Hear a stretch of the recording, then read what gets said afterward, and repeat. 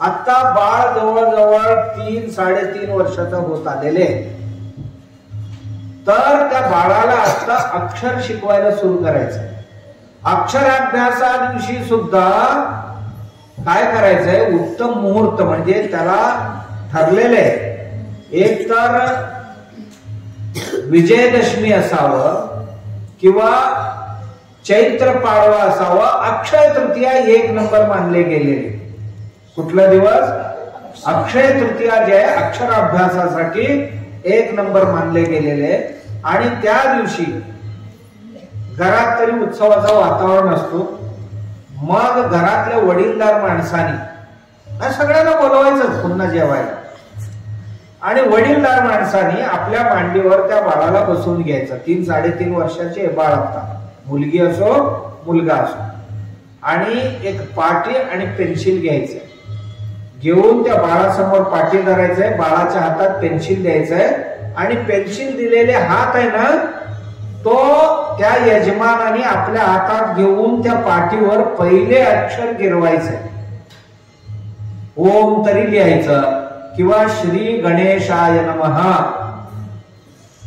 श्री सरस्वतये नमः, असा एक मंत्र त्याच्या हातून असं गिरवायचं.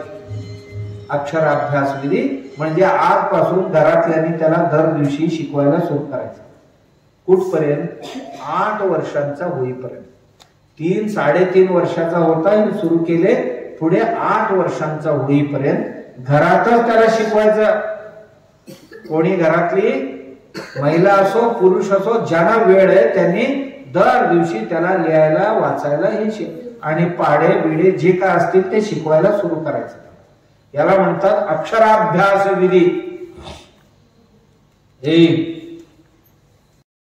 थोडा वेळ त्याला काही ना काहीतरी त्याला गीत म्हणायला शिकवायचं, गोष्टी सांगायला सुरू करायचं, त्याला लिहायला शिकवायचं, वाचायला शिकवायचं, पाढा म्हणायला शिकवायचं, गुणाकार भागाकार बेरीज वजाबाकी या सगळ्या गोष्टी शिकवायला सुरू करायचं त्याला घरातल्या घरात.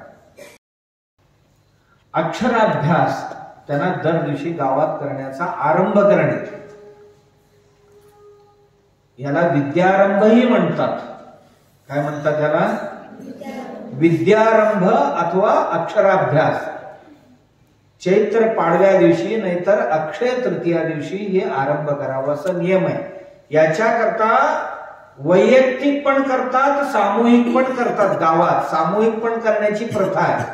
सामूहिक मध्ये जेवढी 3-3.5 वर्षाची बाळ आहेत गावात, त्या सगळ्या घरातल्या लोकांना एक ठिकाणी गावात कुठल्या मंदिरात एकत्र बोलवून सगळे गावची लोक एकत्र यावं. येऊन मग ज्यांची त्यांची पालक असतील त्या बाळाला मांडीवर घ्यायचं आणि तिथे सामूहिक समारंभ म्हणून अक्षराभ्यास विधी संपन्न करायचं. आणि देवाच्या दारातच हे सर्व व्हावं आणि तिथेच प्रसादही व्हावं आणि करून सगळ्यांनी आपापल्या घरी जावं. आणि त्या दिवसापासून विद्यारंभ सुरू झालं बाळाचा. याला काय म्हणतात? अक्षराभ्यास अथवा विद्यारंभ.